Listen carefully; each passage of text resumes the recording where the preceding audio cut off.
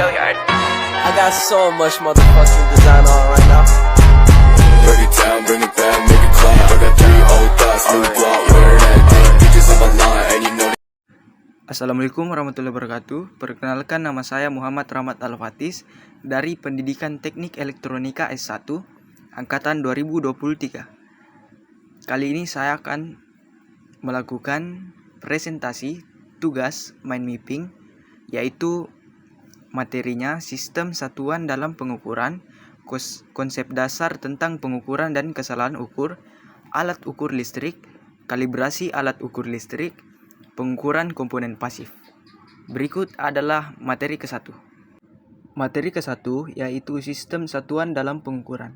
Sistem satuan dalam pengukuran juga dikenal sebagai sebutan metrik atau sistem satuan internasional atau SI, adalah kerangka kerja yang digunakan secara luas di seluruh dunia untuk mengukur berbagai jenis besaran fisik. Sistem satuan digunakan untuk memastikan bahwa pengukuran dapat dipahami. Berikut adalah beberapa poin penting menjelaskan materi tentang sistem satuan dalam pengukuran. Sistem satuan dalam pengukuran. Sistem satuan didasarkan pada sejumlah besaran dasar yang mewakili sifat dasar alam semesta. Besaran dasar ini meliputi panjang, meter, massa, kilometer, waktu, detik, arus listrik, ampere, suhu, Kelvin, jumlah zat, mol, dan intensitas cahaya, kandel. Yang kedua, yaitu satuan dasar dan turunan. Satuan dasar dalam sistem satuan adalah satuan dasar yang digunakan untuk mengukur besaran dasar. Contohnya, meter adalah satuan dasar untuk panjang. Selain itu, terhadap satu turunan yang didefinisikan berdasarkan satuan dasar. Contohnya, satuan untuk kecepatan adalah meter per detik atau ms, yang merupakan turunan dari meter dan detik. Yang ketiga, yaitu prinsip desimal. Sistem satuan adalah sistem desimal, yang berarti bahwa perpindahan antara unit yang berbeda dalam sistem adalah sebanyak 10 kali lipat atau sebagian 10 kali lipat. Misalnya 1 km atau kg setara dengan 1000 gram kg. Yang keempat, standar internasional. Satuan dalam sistem satuan telah didefinisikan secara internasional oleh organisasi seperti BIPM atau Brunei International des Points et Mesures untuk memastikan konsisten dan akurasi dalam pengukuran di seluruh dunia. Seperti contoh, meter sekarang didefinisikan berdasarkan kecepatan cahaya dalam ruang hampa. Yang kelima, prinsip keseragaman. Sistem satuan digunakan untuk memastikan bahwa pengukuran dapat dilakukan secara seragam di seluruh dunia. Ini membantu dalam perdagangan internasional, penelitian ilmiah, dan berbagai aplikasi lainnya di berbagai sektor. Yang keenam, sistem satuan. Setiap satuan memiliki simbol yang digunakan dalam penulisan pengukuran. Misalnya sistem meter adalah M, simbol kilometer adalah kg, dan simbol detik adalah S atau second. Yang ketujuh, konversi satuan. Sistem satuan memudahkan konversi antara satuan yang berbeda, misalnya untuk mengubah 2,5 km antara menjadi meter. Anda dapat mengalihkan 2,5 dengan 1000 karena ada 1000 meter dalam 1 km. Fungsi sistem satuan digunakan di berbagai bidang seperti ilmu pengetahuan, teknik, kedokteran, perdagangan, dan manufaktur untuk mengukur berbagai besaran fisik seperti panjang, massa, waktu, suhu, dan banyak lagi. Penerapan sistem satuan dalam pengukuran sangat penting karena memastikan bahwa pengukuran dilakukan dengan akurasi dan konsistensi yang tinggi di seluruh dunia, memfasilitasi komunikasi ilmiah dan teknik, secara mendukung kerjasama internasional dalam berbagai sektor. Materi kedua adalah konsep dasar tentang pengukuran dan kesalahan ukur. Konsep dasar dalam pengukuran adalah prinsip-prinsip pokok yang membentuk dasar dari setiap proses pengukuran. Menguasai konsep-konsep ini penting untuk memahami bagaimana pengukuran dilakukan dengan akurat dan relevan. Berikut adalah beberapa konsep dasar pengukuran beserta kesalahan ukur. Besaran fisik atau Physical quantity. Besaran fisik adalah besaran sifat atau karakteristik dari objek untuk fenomena yang dapat diukur. Contoh besaran fisik meliputi panjang, massa, waktu, suhu, kecepatan, tekanan, dan banyak lainnya. Kedua, satuan atau unit. Satuan adalah ukuran yang digunakan untuk mengukur besaran fisik. Setiap besaran fisik memiliki satuan tertentu yang digunakan untuk mengukurnya. Contoh satuan adalah meter, m untuk panjang, kilometer, kg untuk massa dan detik, s untuk waktu. Yang ketiga adalah pengukuran atau measurement. Pengukuran adalah proses untuk menentukan nilai numerik dari suatu besaran fisik dengan menggunakan alat pengukur atau metode tertentu. Hasil pengukuran biaya dinyatakan dalam suatu yang relevan.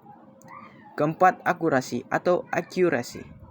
Akurasi mengacu pada sejauh mana masih pengurangan pendekatan nilai yang sebenarnya atau nilai yang benar. Pengukuran yang akurat adalah pengukuran yang mendekati nilai yang sebenarnya dengan presisi yang tinggi. Presisi atau precision. Presisi mengukur sejauh mana hasil pengukuran konsekuen atau konsisten ketika dilakukan berulang-ulang.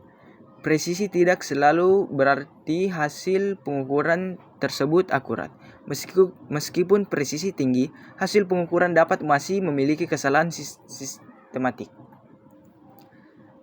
Yaitu kesalahannya, error. Kesalahan dalam pengukuran adalah perbedaan antara nilai yang diukur dan nilai yang sebenarnya.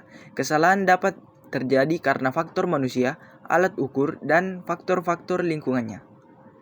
Memahami konsep dasar dan pengukuran sangat penting dalam berbagai bidang seperti ilmu pengetahuan, teknik, kedokteran, manufaktur, dan sektor lainnya. Ini membantu memastikan bahwa pengukuran dilakukan secara akurat dan diandal dan relevan untuk tujuan yang dicapai. Materi ketiga yaitu alat ukur listrik.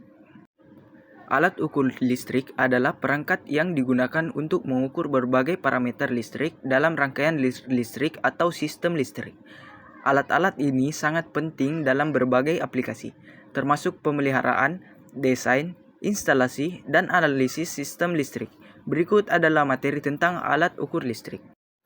Pertama yaitu resistor, digunakan untuk mengendalikan arus dalam rangkaian. Pengukuran nilai resistansi atau dalam OHM, resistor adalah tugas yang umum.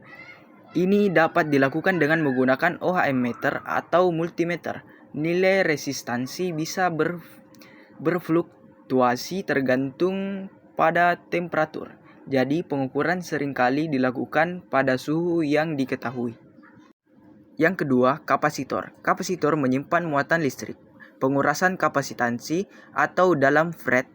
Kapasitor dilakukan untuk memastikan bahwa kapasitor berfungsi sesuai spesifikasi. Ini biasanya dilakukan dengan menggunakan kapasitor meter. Yang ketiga, induktor. Induktor menyimpan energi dalam bentuk medan magnet. Penguraian induktansi atau dalam Henry, induktor diperlukan untuk memastikan bahwa induktor memiliki nilai yang sesuai. Pengukuran dapat dilakukan dengan menggunakan induktor meter. Yang keempat adalah transformator. Transformator digunakan untuk mengubah tegangan dan arus.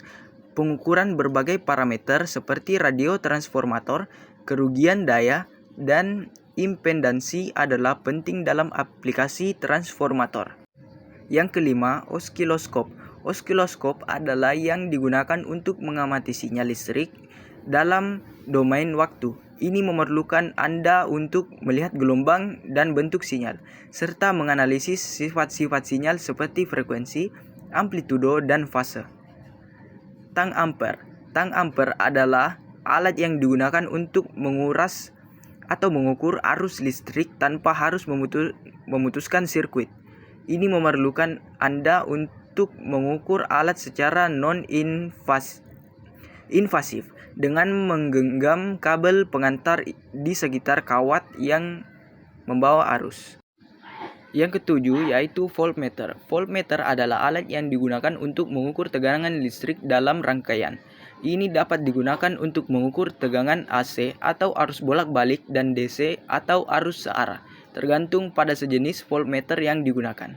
Yang kedelapan yaitu ohmmeter. Ohmmeter alat yang digunakan untuk mengukur resistansi atau hambatan dalam rangkaian.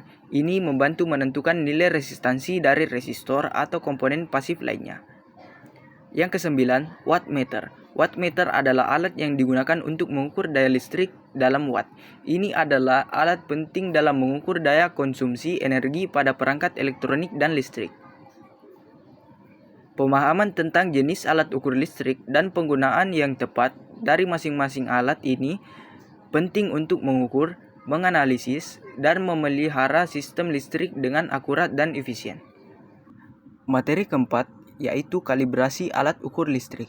Kalibrasi alat ukur listrik adalah proses penting yang digunakan untuk memastikan bahwa alat ukur listrik diberikan hasil yang akurat dan dapat diandalkan.